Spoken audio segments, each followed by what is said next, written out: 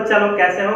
I hope कि सब लोग अच्छा कर रहे होंगे। ठीक है, आज अपन डिफरेंशियल कैलकुलस का एक छोटा सा टॉपिक पढ़ने वाले हैं। ठीक है, जिसमें अपन दो थ्योरम के बारे में डिस्कशन करेंगे और वो दोनों थ्योरम है काफी इंपॉर्टेंट है, आपके बोर्ड के लिए भी इंपॉर्टेंट है और अगर जेडब्ल्यू की बात करते हो तो जेडब्ल्यू के लिए भी इंपॉर्टेंट है। ठीक है, और वो दोनों थ्योरम का नाम है, पहला आपका Rolle's theorem and second one is mean value theorem. ठीक है, तो देखिए बारी बारी से अपन दोनों थ्योरम का अपन डिस्कशन करते हैं।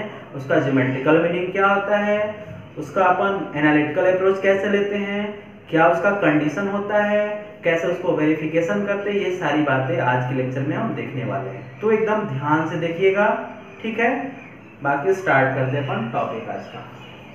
चलिए पहला स्टार्ट करते हैं अपन बच्चों, रॉल्स थ्योरम।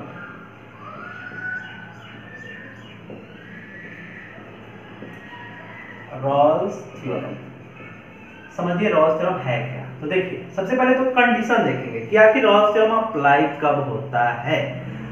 तो लेट इफ कोई फंक्शन है जो डिफाइंड है ऐसे। ठीक है, condition number 1, if f of x is continuous in closed interval ab.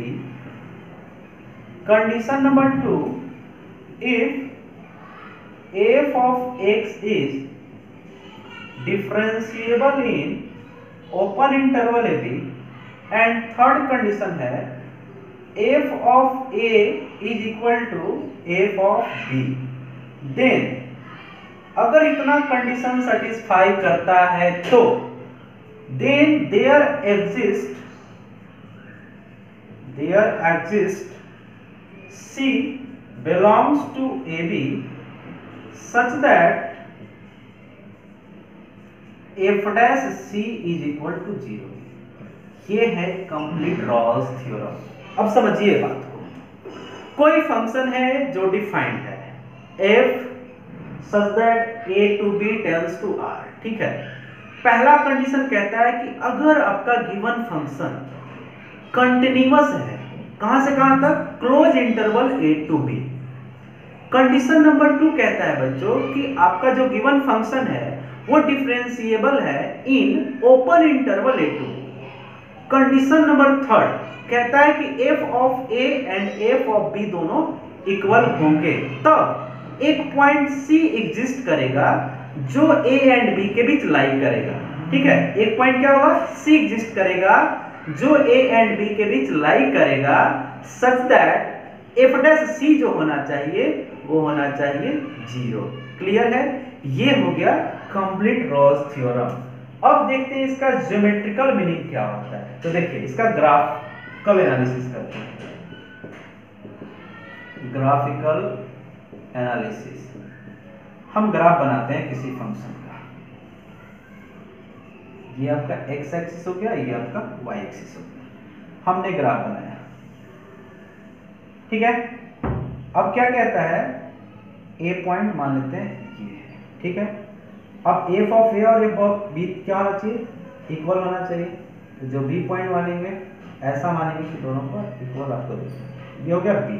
ठीक है, तो आप ग्राफिकली C पॉइंट कैसे ढूंढोगे बच्चों। तो देखिए अगर आपको रॉल्स थ्योरम में ग्राफिकली C पॉइंट को ढूंढना है, स्पॉट करना है कि कहां पे होगा, तो कुछ नहीं करना है, उस ग्राफ पे टेंजेंट ड्रॉ करना है। और वो टेंजेंट कैसा होना चाहिए, पैरेलल टू x एक्सिस होना चाहिए। तो x एक्सिस के पैरेलल अपन क्या करते हैं, टेंजेंट ड्रॉ करते हैं। ठीक है, ये हमने टेंजेंट ड्रॉ कर दिया और ये x एक्सिस के पैरेलल है। तो ये जो पॉइंट मिला इसके कॉरेस्पॉन्डिंग जो आपको पॉइंट मिलेगा x एक्सिस पे वही होगा आपका पॉइंट C। और अगर इस पॉइंट का कोऑर्डिनेट अगर आपको चाहिए तो क्या होगा, a, f ऑफ a। इस पॉइंट का कोऑर्डिनेट अगर आपको चाहिए तो क्या होगा, b, f ऑफ b। और इस कोऑर्डिनेट का क्या होगा, c, f ऑफ c। ठीक है, और कोई अगर line parallel to x axis होता है तो उसका स्लोप क्या होता है, 0 होता है। और f डैश c का मतलब dy by d x at point c, तो 0 होगा। ग्राफिकली समझ में आया रॉस थ्योरम? रॉस थ्योरम का आप ग्राफ बनाइए, कर्व जो है आपका कैसा भी ग्राफ है उस पर टेंजेंट ड्रॉ कीजिए पैरेलल टू एक्स एक्सिस, जहां पे पॉइंट टच करेगा उसके कॉरेस्पॉन्डिंग एक्स एक्सिस पे जो पॉइंट मिलेगा वही हो जाएगा आपका सी। और क्लियरली आप देख सकते हो कि सी एंड बी के बीच लाई कर रहा है कि नहीं? ये था आपका रॉस थ्योरम। एक बार आप कंप्लीट देख लीजिए, स्क्रीनशॉट लेना है तो स्क्रीनशॉट ले लीजिए, जो करना है आप कर लो। चलिए अब स्टार्ट करते हैं आगे। इसको मिटा देते हैं, मिटाना तो पड़ेगा, जगह की कमी है।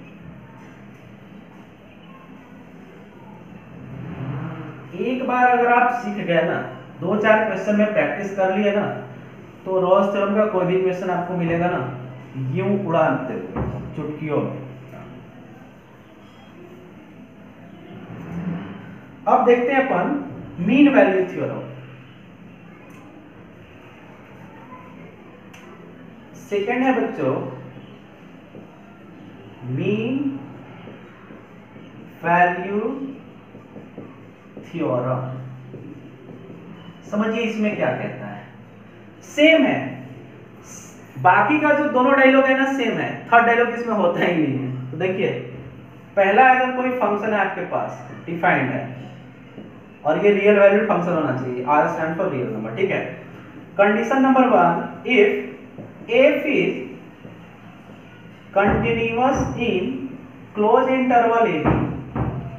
सेकेंड कंडीशन कहता है if f is differentiable in open interval a b, then यहाँ f of a और f of b इक्वल नहीं होता है।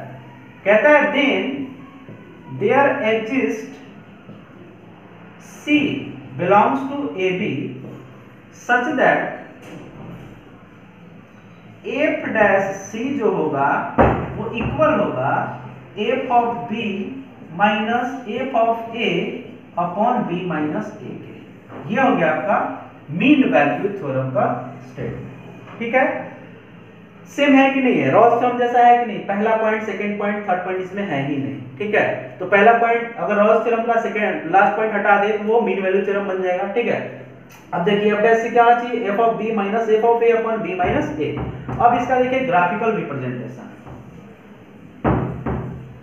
मान लेते हैं ये है आपका कोई फंक्शन, ठीक है। ये पॉइंट आप मान लिए कि दिस इज a और ये पॉइंट मान लेते हैं ये दिस इज b, ठीक है। ये इसका कोऑर्डिनेट क्या होगा बच्चों, a comma f of a, इसका कोऑर्डिनेट क्या होगा b comma f of b, ठीक है। तो इसमें सी पॉइंट कैसे ढूंढते हैं, दोनों मैंने ए ही लिख दिया, ये बी है, ठीक है। इसमें सी पॉइंट कैसे ढूंढते हैं, तो ये जो एफ ऑफ ए जो मिल रहा है पॉइंट, एफ ऑफ बी मिल रहा है, उस दोनों लाइन को आप दोनों पॉइंट को मिला दीजिए, लाइन बना दीजिए, ठीक है। सीधा नहीं बन रहा है, आप सीधा बनाइए, ठीक है। ये है, अब ये जो कॉर्ड बना ना बच्चों, इस कॉर्ड के पैरेलल इस कॉर्ड के पैरेलल आप टेंजेंट ड्रॉ करो इस कर्व पे, ठीक है। ये टेंजेंट हमने ड्रॉ कर दिया। अब ये जो पॉइंट मिला ना आपको, ये पॉइंट मिला ना, इसके कॉरेस्पॉन्डिंग जो पॉइंट है वही आपका हो जाता है सी। और क्लियरली आप देख रहे हो बच्चों कि ए एंड बी के बीच ये सी लाई कर रहा है, कहीं बाहर है क्या? नहीं है। उसमें क्या था कि जो टेंजेंट होना चाहिए आपका एक्स एक्सिस के पैरेलल होना चाहिए, लेकिन यहाँ क्या है, यह स्पेशल केस है। यहाँ क्या होना चाहिए, जो कॉर्ड मिल रहा है ना, इस कॉर्ड के पैरेलल आपको टेंजेंट ड्रॉ करना है और जो टचिंग पॉइंट होगा वही आपका सी होगा। क्लियर? ये था आपका मीन वैल्यू थ्योरम। आप देख लो, इसको स्क्रीनशॉट लेना है तो स्क्रीनशॉट ले लीजिए, जो करना है कर लीजिए। क्लियर? अब देखिए इसको मिटाते हैं। अब दोनों हम थ्योरम पढ़ लिए, अब क्या करेंगे, इसका एप्लीकेशन सीखेंगे, मतलब इससे रिलेटेड अपन न्यूमेरिकल्स करेंगे, तब ना कॉन्फिडेंस आएगा कि हाँ सर समझाए तो मीन वैल्यू थ्योरम समझ गए, रॉस थ्योरम समझ गए। और अगर आपसे अगर न्यूमेरिकल ही नहीं होगा तो काहे का पढ़े, है कि नहीं? तो देखिए क्या करते हैं, क्वेश्चन लेते हैं। अपने पास क्वेश्चन है, verify Rolle's theorem for f of x is equal to x square plus x minus 6 in close interval -3 to 2। ये है अपने पास क्वेश्चन। अब देखिए जो गिवन फंक्शन है बच्चों, वो कैसा फंक्शन आपको दिख रहा है? क्लियरली दिख रहा है कि ये पॉलिनोमियल फंक्शन है। और मैंने कंटिन्यूटी के क्लास में, डिफरेंशिएबिलिटी के क्लास में मैंने बताया आपको कि जो पॉलिनोमियल फंक्शन होता है वो डिफरेंशिएबल होता है, कंटिन्यूअस होता है इन देयर डोमेन। वो अपने डोमेन में क्या होते हैं? कंटिन्यूअस होते हैं, डिफरेंशिएबल होते हैं। तो समझिए इसका सॉल्यूशन लिखते हैं अपन। तो सबसे पहले क्या लिखेंगे? Since f of x is polynomial function, f of x is polynomial function, तो अपने को राइट मिल गया, अधिकार मिल गया कि हम कह सकते हैं कि f of x जो है कंटिन्यूअस होगा इन क्लोज इंटरवल -3 से 2। सेकेंड अधिकार अपने को मिला, f of x जो होगा डिफरेंशिएबल होगा इन ओपन इंटरवल -3 से 2। थर्ड पॉइंट चेक करना है अपने को। तो थर्ड पॉइंट चेक कैसे करेंगे? f ऑफ -3 निकालेंगे। तो जहां जहां x है वहां वहां -3 पुट कर देंगे। Putting the value getting the result. तो ये हो जाएगा 9 -3 -6, ये हो गया 0। अब निकाल देंगे अपन f ऑफ 2। जहां जहां x है वहां वहां 2 पुट कर देंगे, तो ये 4 हो जाएगा +2 - 6 इज इक्वल टू 0। अपना काम बन गया। देखिए 0 0 मतलब क्लियरली अपने को दिख रहा है कि f ऑफ जो -3 है इक्वल टू हो गया f ऑफ 2 के।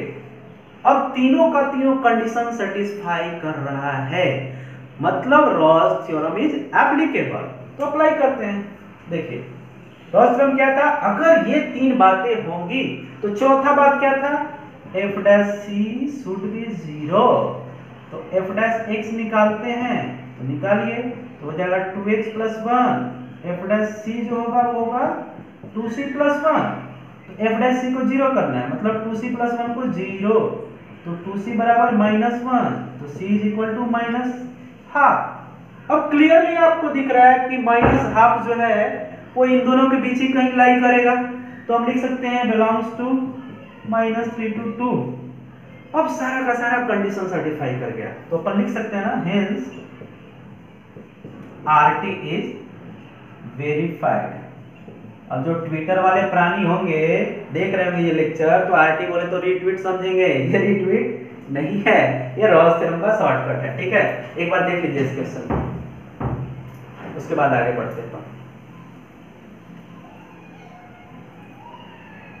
देख लिए, तो चलिए आगे बढ़ते हैं, मिटाते हैं इसको।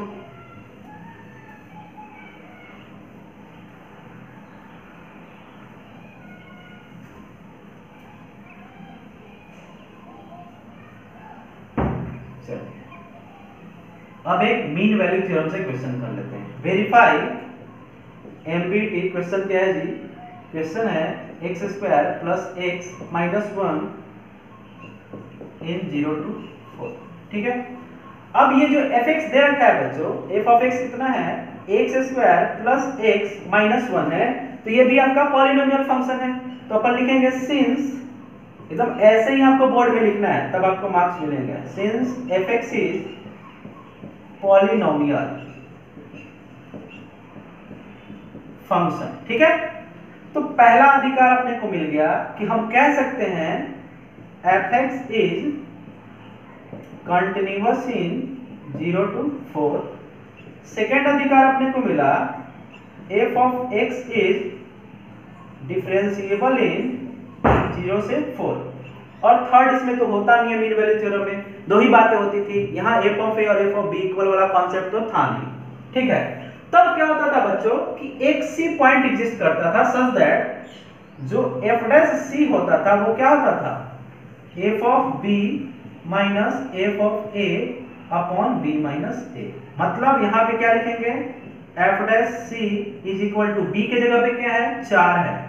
f of 4 - f of 0 upon 4 - 0। ठीक है, अब देखिए निकालते हैं। सबसे पहले तो क्या कर लेते हैं? f' निकाल लेते हैं। तो f' निकालेंगे तो ये कितना आ जाएगा? 2x मतलब 2c + 1। अब f of 0 निकाल लेते हैं, तो क्या आ जाएगा? 0 plus 0 minus 0 minus 1 F of 4 4 का स्क्वायर 16 प्लस 4 माइनस 1 19। अब पुट करते हैं तो 2c plus 1 is equal to we can write f of b एटले 19 minus f of a minus minus plus ये हो जाएगा 4 माइनस 0।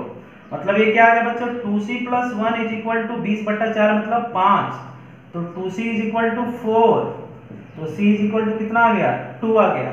और क्लियरली आपको दिख रहा है कि 2 जो है यही कहीं छिपा होगा 0 एंड 4 के बीच मतलब बिलोंग्स टू 0 से 4। देखिए तो सारा का सारा कंडीशन सेटिस्फाई कर रहा है। तो अपन लिख सकते हैं कि hence MVT is verified. Telugu में लिख दिया जाए, देख लो एक बार समझ लीजिए। क्लियरली था, पॉलिनोमियल फंक्शन था, हमने उसका हेल्प ले लिया और पूरा का पूरा हमने कांड कर दिया। ठीक है, आई होप कि आपको ये लेक्चर से कुछ ना कुछ तो सीखे होंगे। अगर नहीं सीखते हो तो एक बार फिर से रिवर्स करके वीडियो देखो, और अगर तब भी नहीं सीखते हो तो कमेंट बॉक्स में लिखो क्या नहीं समझे।